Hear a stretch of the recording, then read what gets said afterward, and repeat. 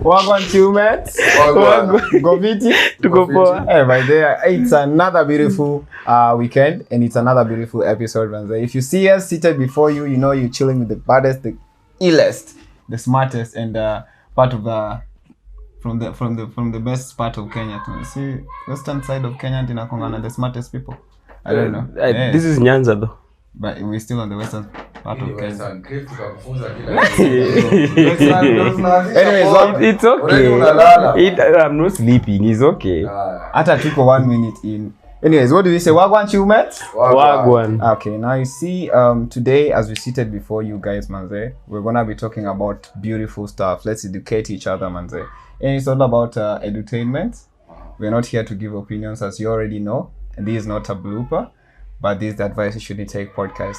I'll be your host. My name is Flex.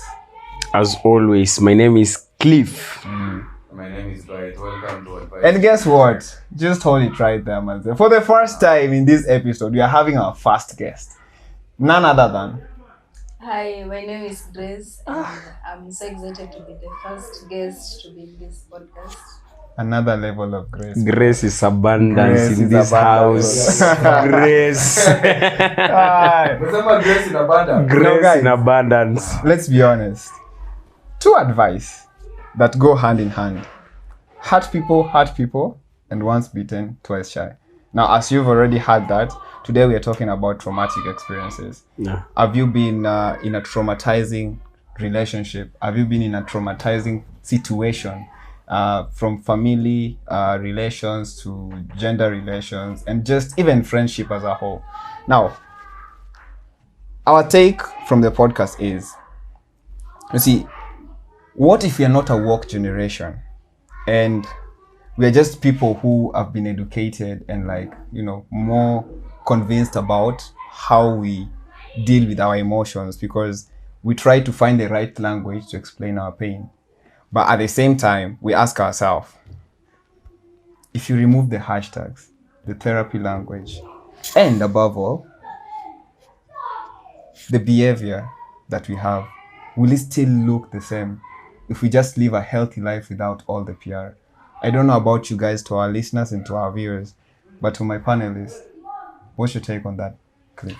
I feel like today we're talking about trauma from very many angles, and I'm so excited by the way that you have Grace on set today, because we want to understand in trauma that will affect us as a society, sisi wote, and from that aspect of, we were trying to look at here from the female version, how they are affected by trauma and all that.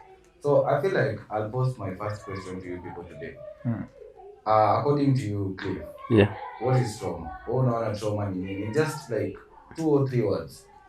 In 2 or 3 words, trauma is something that causes, but to me, that is just to me, guys. It's just something that causes discomfort to the psychological normal functioning of a human being. Normal. More than 3 words. Discomforting experience. Yeah. Okay. For me, trauma is about past experience, either personal or social, from others that affect you physically, mentally, and emotionally. Okay.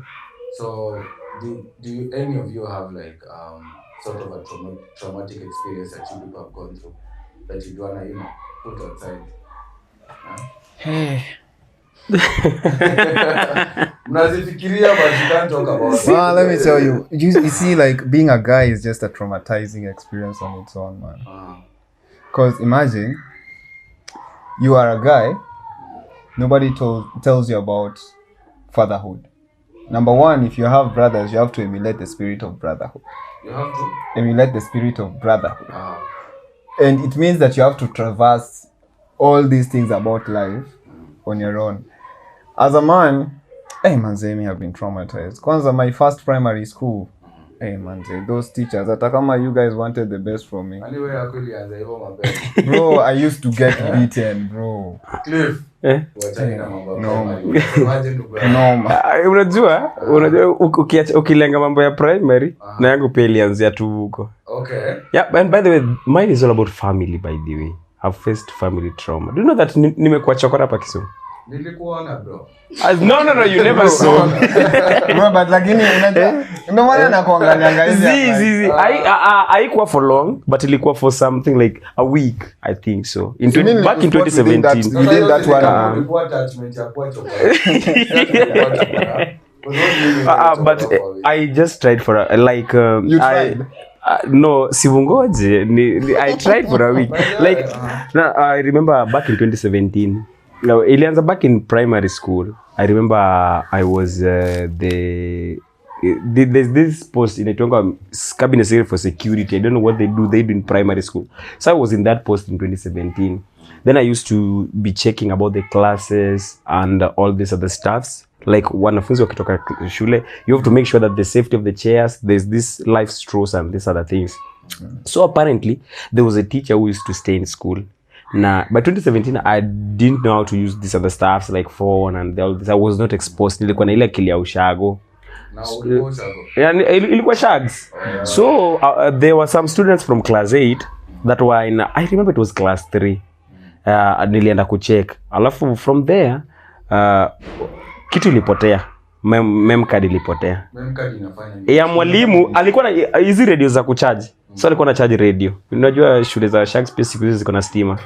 So from there mem card ilipotea, and then this student said that I was the last person seen there. Mudi akakuja kwetu siku. Ulikuwa unajua cooperate radio hiyo time? Nilikuwa najua cooperate radio. Radio iko na mem. Radio iko na mem. I don't know. By that time I don't think if I knew what to play. So unasingiziwaje tumeiba? Like nilisingiziwa nimeiba mem, of which mimi by that time sikuwa najua kutumia mem card. Actually Cliff, mimi what I'm more interested in. Modi alikuja, like the teacher came to your house. Alikuja nyumbani usiku. Alikuwa anajua kwetu because to, like alikuwa anajua home. I think alisindikizwa na mtu nikiweza kumbuka vizuri. So akafika usiku. So alifika usiku akakuta dada hapo. Ulikuwa ushakula sapa?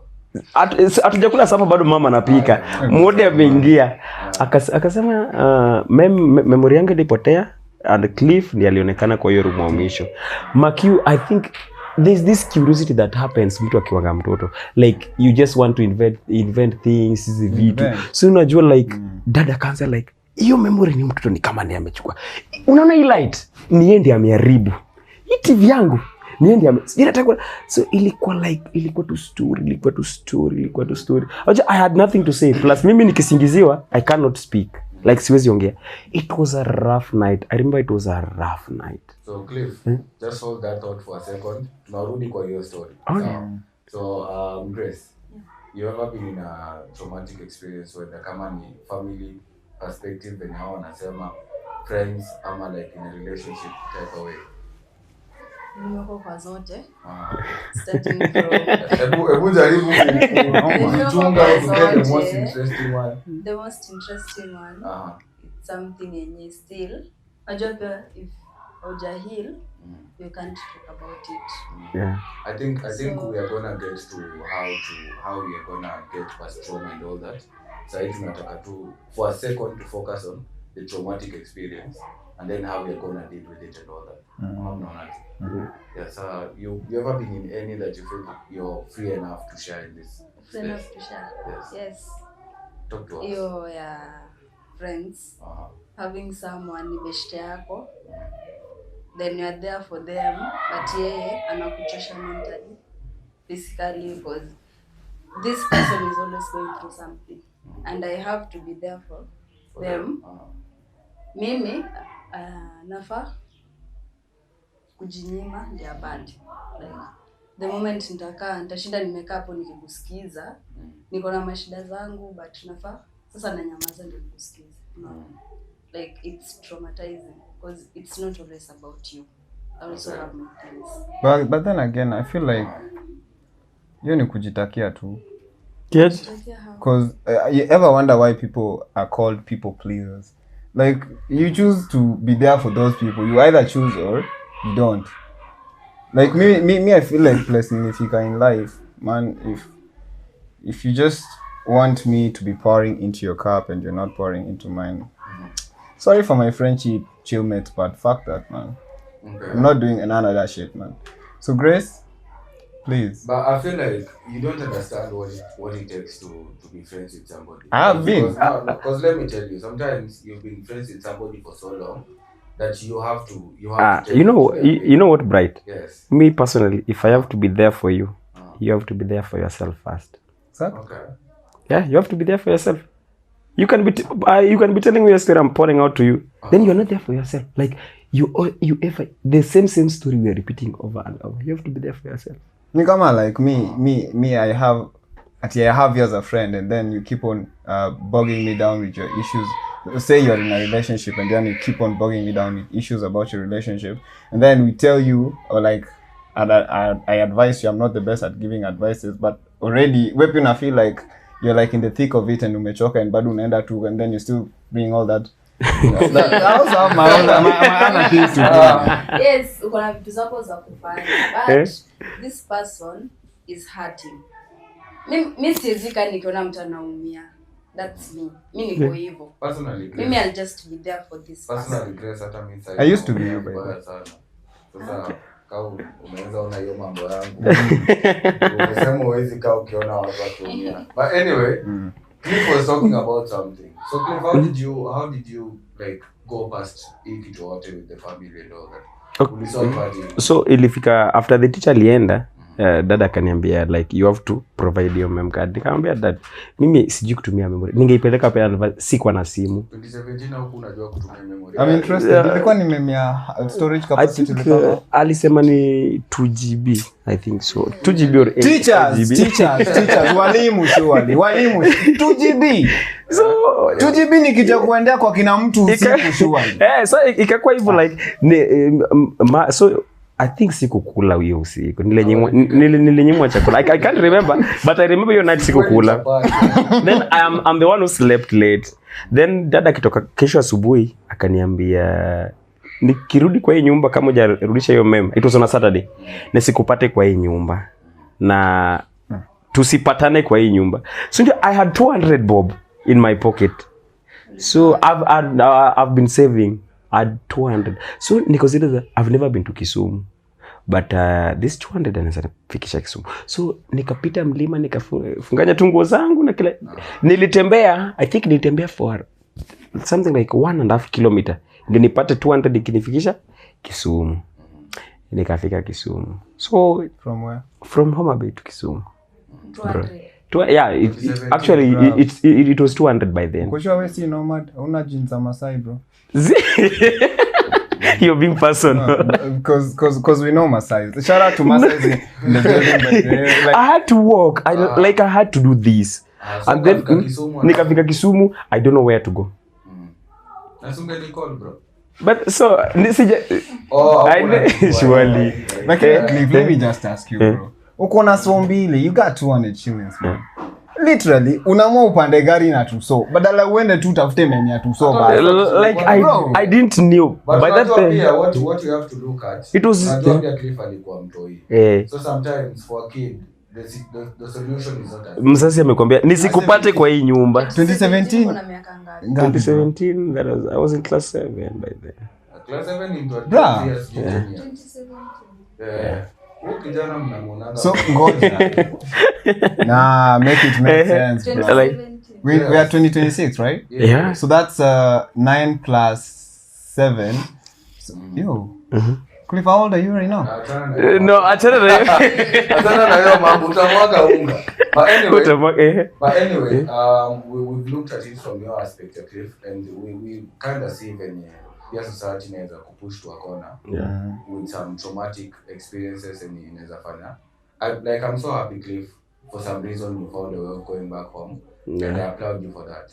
That's my next sort of question would be, Cliff, if you wouldn't have been in a position penye ungesort out the issue with the family, ingekuwaje sahi for you as a person and all that? And how much did it take for you as a person to solve the issue so that you can go back to the village? Did you take like work from your parents or just work on yourself on a personal level? Like yeah, actually it took nothing because my shosh ananiaminianga sana and I think alibelieve hiki kitu sikuchukua na alisema hiki huyu mtoto akipotea mtanimaliza kwa hii familia na hiki kitu akuchukua.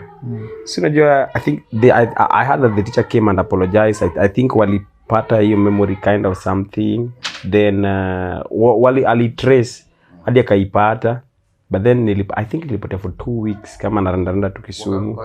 Actually it was something miraculously because I met some lady. I always pray to trace this lady back in my life. Like after nilimkuta stage the first time when I came back to Kisumu I was tracing how I was walking, so I started tracing these places. So nilimkuta stage akaniambia unataka kwenda wapi? Nikamwambia I'm going back home. Nikamwelezea half of the story. Niliekwa kwa gari saa 2 ya usiku nikakaa karibu na dere saa 2 ya usiku hapa town, magari zinaisha. Akaambia dere nataka unifikishie huko mtoto hadi mali ataenda. Nikafika kwetu kitu saa 4 kama hakuna mtu kwa barabara, kuna mtu kwa njia. So maybe la waliniona, my mom cried, shoshangu akalia, kila mtu akalia, like yeah, prodigal son amerudi. But it's something that is really like for the first time I'm opening up about that story. We're glad we've given you that space. This is a safe space by there. Yeah, and I'm so happy by the repeat your stage. So Grace, have you ever been in a position now, because I know you're talking about friendship and all that and how it can take away from you, but have you ever been in like a relationship, a friendship or a romantic relationship with somebody mwenye alikuwa I know najua utakuongelea na hapo ndio penye tunaenda because we want to look at this from very many angles. So have you ever been in a relationship with somebody and alikuwa traumatized in some way ama alikuwa na some traumatic past and ilikuwa ina bite into like a relationship and how did you handle it? Okay. Mbaya. So kuko kwa relationship with this person, like it was too much because anakuona kama the ex that you're not. Ukifanya kitu he's like, you know my ex did this, you know my ex was like this. So the only option at first unajaribu kuelewa, it's a working process, unaona. Then nafika point nasema si A.Y.S.T. So where you walked out? See you walk out. For your peace of mind, after umejaribu everything, being there for this person, na haoni. Flex, would you walk out? No. Bro, me, and I put this out there. By there, I usually say it at the onset. Like, to talking stage. Don't bring your past predicaments into whatever it is you're doing. Well, if you have issues, go and heal. Go and heal, please. Go and heal. Me, I don't want to deal with your issues. So mtasahau tu shida zake tu. Exactly. Like, yo, it doesn't. Mbona uende uhil kwa mtu? What would you involve me? But my question to you people is, mimi mtu mwenye niko traumatized. Unaona, ni sawa mnataka ni heal, but how are you people helping me heal? No, like heal first, then we come and help you. Help themselves. Of course. Relationship ingine with the victim mindset. Of course. Mimi nimekufanyia hizo vitu. Mbona kuje nayo kwangu? Okay, so I have a question for you guys. Have you ever been a victim? Ushaifanywa mnyama fulani hapo? Hebu nipe hiyo story. Unapenda kusikiza stories za watu. Nilikuwa victim. What happened? Vitu mob. Wewe nipe tu moja. Wewe unaona? Leo umepata therapist. Sitaki nikuweke na time. Okay, kuna time nilikuwa naenda shule niko high school. Nikiwa high school. Hata mambo mapema. Nikiwa high school naenda shule, niko from Kisumu to Mombasa, niko kwa gari peke yangu. Then there was this guy, it's my first time travel to Mombasa. You were going alone? Your first time traveling alone, or because I feel like ukienda kwa admitted you have to go with your parents. So babangu alikuwa huko. Okay. So nitoke huko niende. Okay. So from Kisumu to Mombasa hiyo gari. Then there was this guy. Older guy. Si ni mkubwa, mimi niko hapo. I'm just a child. Jamani. Very, very innocent. Anaanza kukushikashika touching. Fuck that. Wewe ni petu jina moja. Sasa simjui ni mtu tumekutana naye hapo then. Ilikuwa couch gani? Ni gari gani ulikuwa unatumia? I feel like we shouldn't. No, I feel like you should just put it out there so that like hata hao pia au passengers wao by the way waangalie tu vizuri I feel like tukiweza weka hiyo like the name of the couch inaweza kuwa. Yeah, by the way. They can't like always end up Alafu hawezi trace that. It's been a while. That person. Yeah, so I know, but then again, come to think of it this way, like see we'd rather prevent another one from happening. Sindio? Like I usually, it's been a while since I used a couch to travel, but last time I traveled using some couch, I won't mention the name, they had the secondary driver at some said hours alikuwa anashinda ametembea just to check on people. So I think maybe if it's something that inaweza fanya, you know, yeah. Najua wamesikia your advice. By that's one advice they should take. From the advice you shouldn't take podcast. Grace, kuliendeleaje? Siniliachilia cause so okay, each time Sorry about that. from another thing kwetu I'm the black sheep. Oh, okay. Cause sasa babangu ni strict, mamangu ni wale wenye hawasikizi mtoto. Unaona? So wezi ambiana ni unyamazie. Shule uko na makesi zako. So like you are alone, then the friends I have ni watoto. Like atuelewi that this is something we are supposed to talk about. So nikanyamazianga hivyo. Ikafanyika mara ya pili, mara ya tatu. Like different occasions. Different people, different times. Wanakushikashika. Si ndio? So nisijikujitetea. I almost asked with the same person. No, si the same person. But different people wanakushikashika. Sorry. Kujitetea. Siwezi enda kwa mzazi. Because already mimi ni ule mtu. Wewe ni black sheep. Mimi ni black sheep. Mzazi naogopa like nisha create your conversation kwa akili ataniuliza wewe ulienda kufanya nini hapo? So because that's the first question utaulizwa. So pia ina come down to the parents. Like how are you as parents creating a safe space for your kids to actually come and talk to you about? Kuna vitu zenye mtu yeye anaweza kuwa si lazima kuwe traumatized about it ama aende through something alone, and talking to the parents would really, you know, help it out. So I feel like as a parent, kujia man, just give them that safe space. True. Because at the end of the day, that's important. True. Anyway, unajua wazazi washaga wasikizangi watoto. Wewe unajua wewe ameniambia sio ya black sheep nitakuangalia nini? Mbona uniangalia immediately? Wacha nimeshangaa. Juza black sheep ama acha tu. Ama acha tu. I feel like it come down to the parents and all that. It's something that kwa society sasa inafaa tuko in a position penye tunaelewa. Penye parents wanaelewa. But then again, we are talking as a new generation and that are coming up and all that. Sisi wenyewe, how are we working on ourselves and our friends? Because just yes, because sure you people have your opinions. Na mmesema venye sijui mta work on themselves and all that. But sisi as a generation, how are we empowering ourselves? Tunasaidiaje marafiki zetu to get out of these traumatic experiences? So, tuyache kuangalia from ile aspect ya flex where you're like, me I cannot deal with somebody who is traumatized. You go and deal with your trauma and all that. How are we as a society helping these people with their traumas? Do you know I have a friend who the girlfriend has been beating him up for the longest time, and then Yana feel like that's love? Now, how do you empower such kind of a person? How do you convince him that that's not love? That you guys are just trauma bonding? Because the lady apparently grew up in a family whereby, like, the dad used to beat the mom. So that's the environment amezoea. And so is my friend. My friend pia amezoea like babake kupiga madake, but sasa yeye like ni chenye like anaona it's the other way around. So nachiki like maybe ana feel like his love language ni vita. You get? Because I think Carl Jung said this. Carl Jung is a very good psychologist.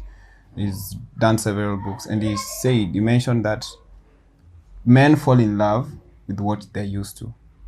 And like you look at Casanova, he went about, it's not like he liked the fact that he was dating many ladies, but there's an experience he had with the mom's wet nurse yenye ilifanya like even after she left she was always trying to find a replica of the wet nurse in other women. So nachiki like beshte yangu like that trauma bonding Indiana yona kama love. That is like dating Sasha Banks. Because alizoea kuona like vita home. So like yeye pia bado anataka tu aone vita kwa maisha yake. Sasa okay, mimi niko na swali mbili. The first one is stupid. Huyu manzi, huyu boys anatoa manzi ampige juu manzi anaweza piga ama bro, you know ama what's happening like I feel like it come down to talking about peer gender-based violence on both sides. I feel like it's something that should be, you know, taken into account. Exactly. A lot of guys when you're picking on madem. True man. But personally me, okay, sijui kana naweza pitia hiyo shida. Wezi. Unajua siwezi. I'm a lover not a fighter. Hey. Yes, I'm a lover not a fighter. Ai, kwani wewe unaweza kana ronda rosi kwa nyumba ati me personally story for another day guys. Mbona hadi nimeshindwa kuongea? Hata siwezi date mwenye najua tu atanipiga bro. Unaona sasa venye wewe umeleta hiyo topic. Ni ile design yenyewe. Boy ako kwa position penye anafanywa kitu yenye ni wrong. Wewe unaweza ona ni wrong. But yeye haoni iko wrong. Si ndio? Si Grace unaelewa?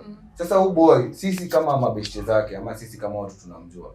Tunaweza how can we reach to him? You know that's the most important thing. Because we are trying to say, oh, maybe I'm not gonna talk to this person. I'm not gonna like let mtu mwenye ako traumatized get close to me. But how are we going to help this person? This is trauma bonding and this is not love. You see, instead of sisi tuna help and we are getting out of the scene. Ajua is advice mtako in love. Juu utakuja. Umekuja manzako amekupiga, si ndio? Siwezi kuwa mimi. Si amesema wewe ndo manzako. Mimi siwezi kuwa mimi. Manzako amekupiga, umekuja hapo kasema. Sisi tutakwambia. Yo, udem like haifai kwa hivi na hivi na hivi na hivi. Utatoka hapa, muende huko, msolve vitu kivyenu. Sisi utatuona manyani. Surely. Alafu kesho mnawaona. Exactly, because alafu say that love is war. You guys have to fight for each other. I love the way we fight to make up.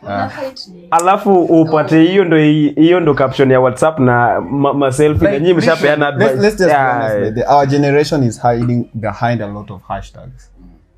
And if you see the amount of you know, emotional imbalance we're causing each other, even just on social media, it's very, very depressing. Me, I know of several people who've been depressed via social media.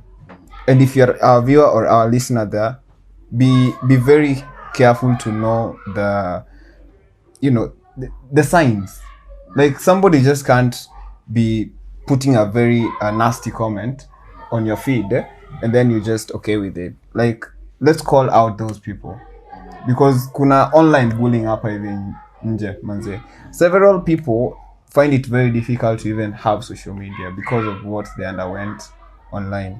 And literally saizi like that's the way to go when it comes to communication, man. I have two case studies. So the first one, this personally happened to a friend of mine, but if you're watching, tunasimama na wewe. So the first one, I have a friend. I think now she's turning 25 or something. So she's been raped 4 times on 4 different occasions. 4 times? Yes. Like 1, 2, 3, 4. Yes, Cliff. 4 times. No, aja report? 4 times. Cliff, story ni ya nani? Story ni ya nani? Like you just said he's been raped 4 times. She's been raped 4 times. I have normal 1, 2, 3, 4. Yes. Yeah, 4. So ame undergo hiki 4 times na 2 times it's actually from the family. Unajua like family vitu zikifanyika ile aibu ya home wenye watu wanataka wabari tu kitu chini isilete aibu. That is what they say. You see. So this has happened to her 4 times. She's been in abusive relationships after abusive relationships and the last person alikuwa naona actually stabbed her. No. Sorry. Oh. Sorry, man. Sorry. We are standing with you. So right now she's recuperating and I feel like tulikuwa na yeye like 3-4 days ago and like when unaona yeye yako mahali yako zile za mimi I'm so ready to get out. to get out there again. Like yako so ready to give love and all that. You see?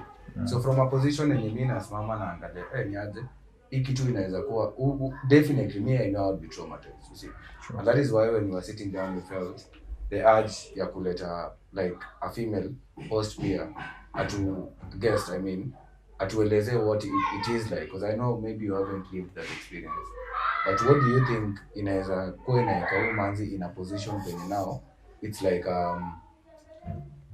she's so open to giving people chances after what she's been through, you see. And then ni nini anafanya to trigger these new people, because pia I feel like to get somebody to stab you as much as pia kuna anger issues and all that, I think the last person when we stabbed them been together for 3 years and they've been happy, you see. So inamaanisha pia maybe kuna, you know, there are the trauma triggers. Maybe kuna venye yeye amekuwa kuna vitu zenye amekuwa akifanya involuntarily to the other person pia. So I don't know if you would have any insight for us on like such a case in study. Unajua like as women kuna venye if something happens kuna venye mimi I'm going to react. Then there is a way yenye society pia inataka iite. Kama yenye nini amerepewa na family member, instead of protecting this child they are choosing to protect their name. Yeah. So najua dem ana grow na ile mentality ya acha mimi nijipeane tu, like for the sake of the relationship, acha nikae hapo, let me just go, it's different this time, it's going to be different, it's every time, anaenda na ile mentality ya it's going to be different. Then akifika huko the same thing happens. Yeye atakuja afanye whatever she's been doing, anajipata tu amefanya, but it's going to be different. But sasa, what advice would you give a lady like this? Just take your time. Like mapenzi haiishi, take your time. Si haiishi, like kuna watu wengi asinganganie sati kungangania, like take your time. Yeah. You heal, choose yourself, acha choose the rest. Choose yourself every time. Acha waite selfish, lakini be selfish with your peace. That's pretty good advice. So my question to you guys would be, both of you, would be now to you as a person, unapatana na huyu manzi mwenye live through this traumatic experience. Unajua unaonanga mtu you don't know what they've been through. Now to you guys, I think clear first, how do you handle this situation? You tukishajua huyu mtu amekuwa in this like situation before, how traumatic it has been. And then unajua pia kawa na umo unapatanga tuko na zile standards za mimi katali pia kuna wanaongelelea body count and all that. Yeah. But unapata huyu mse already akona like 4 and has been imposed on her. Na pia live through hell. So how do you as a person, as a gentleman in this society, in our generation, ensure that huyu manzi ana get, you know, the love and I'll feel nikaona mjudge, and Makiu pia ni mse mwenye anaweza kuwa na trauma triggers. Kuna vitu unaweza kuwa unafanya zenye ujui but zinaweza kuwa zinamtrigger. So how do you as a person unakosa kusema ati acha enda wako na self? How do you wewe on a personal level try to help her work through this trauma? You know, personally, for somebody to give love a second chance, she's a person who has worked on herself. And for you to be a gentleman indeed, you don't judge her because I'm sure such kind of a lady, she'll open up and explain the whole narrative to you. But she's not doing this maybe to catch your feeling or to catch your emotion or attention ama kitu kama hiyo. She's doing this to make you aware of what she's been through and maybe to try build a better person in her. A gentleman indeed, you don't judge a lady from her past personal experiences. You build from her past personal experiences. Kama ni mtu amepitia stuffs kama hizo, like maybe amekuwa cheated on, you don't bring that in her life again. You don't cheat. You just be sincere. If you know you're not gonna handle that, then you better leave. Unajua nini? Men, they are not emotionally ready kuambiwa chenye demo unapitia. Hautakuwa ready. man. Unajua unasema Have you been a man? Have you been a man? Unajua hata mimi nimeshtuka. Mimi akini aizi dem yani hauko ready ku handle whatever dem amepitia emotionally. I agree You with are not her. emotionally wired wewe. you know Not me emotionally wired. you know what bring emotion that thing of being emotionally wired is like exposure brings you if you're exposed to such kind of things. What's your take on this? Considering I think Mimi, this like from where I stand corrected. Judge me, guys, if you want, but this is my opinion, and I solely take full responsibility about it. I have been with someone before who came from a relationship that she was being beaten very badly. Okay, remember, apparently it didn't work because I couldn't match up the energy beating her as the previous guy. Alikuwa anataka kumpiga. Now, get this. But what do you mean you couldn't watch? Ndio nimeshaanza. I wouldn't. Like, thing is, you see, it happened when we were just starting out. You see, that just something. Don't cause tantrums in a relationship, man. This Shori, she's busy telling me all this. Okay, we hadn't gotten exclusive yet at that particular point in time. But then again, when we got exclusive, do you know the cards she used to pull on me? Mara, you just agreed to dating me because you are sympathizing with me. Like, what do you mean? Like, I'm a guy of sane mindset. Ooh. Like, if I love you, I love you. It's not about me sympathizing with you. Okay, Maybe she was the problem that needs to be solved. No, but it's about me as well. Like, why are you questioning my feelings? Like, that is what... una sympathize na yeye. No, but I sympathized with... I didn't sympathize with you. I actually felt you. I feel like on this one, I'd take Grace's side. Because unaona kitu Grace anajaribu kusema is... huyu mtu kuna venye pia yeye ana feel. Mimi personally, I wasn't emotionally wired to deal with her. Like, I wasn't. And that's why I agreed with her that My question to you would be, wewe unaona tu wanaume wote wako emotionally wired. You don't feel like there are men who can actually understand men wako logical. Women are emotional. So you don't think like they are unajua pia hapa tumeambiwa story ya boys mwenye anapigwa ni na dem. Hapo kuna dem mwenye aliniacha singeweza kumpiga like yo. You have to be John Cena in the house. So I feel like as much as we are looking at it from an angle of, you know, people just being like female and male, pia lazima pia tunafaa tuanze kuangalia watu as just people. Yeah. Hatuwezi kuwa tuna judge a whole gender kama sisi tunasema madem sijui wako tu emotional wote. You see, yes, from the statistics most of them are like that, but sasa pia there are men who are very emotional. Unaelewa? There are men. The other day, by the way, kuna sijui kama una history imefanyika on Tuesday. Kama si Tuesday ni Monday. There's a student from Moi University. Rest in peace, by the way. There's a student from Moi University who committed suicide. He left behind a note to the family. I think alikuwa too overwhelmed. And that is his week, by the way. Oh. You see, that is his week. And I feel like us releasing, you know, episodes like this, inafaa ikuwe ina appeal to our fellow comrades. No. Yeah. If you have anything that you feel like you need to talk about, this is what we are talking about. Talk about it. Because sisi hatutajua, like me, I won't be in a relationship with someone if I don't know what you're feeling. It happened this week, and the guy left behind a letter. You know, somebody with their suicide future note ahead of them. With the future ahead of them, ameandika letter pale the university for crying out loud. So I feel like before to brand tu ati unaona msee then uko zile za flex ako strong ama msee ako strong. Actually get to sit down and understand. I feel like we coming to an end, and I just want us to follow briefly on a story we were doing last week. Tufunge na hiyo story. So from that story last week tulikuwa tunaongea about huyu like a lady meet a guy, you know, they've had kids and all that, and it may come down wamefika their 60s 70s huko. This guy wants to walk out. Unajua wanaume 60 70 unaona nikaa unaweza pata jenzi mwingine. But pia dem last week karibu nitaje mtu. Unaelewa? So udem pia mother amekuwa kibuild na wewe the family and all that, and Maki udem amekuwa akifanya almost a lot of things, especially financially, for you to be where you are. You get to 70 and you want to live there.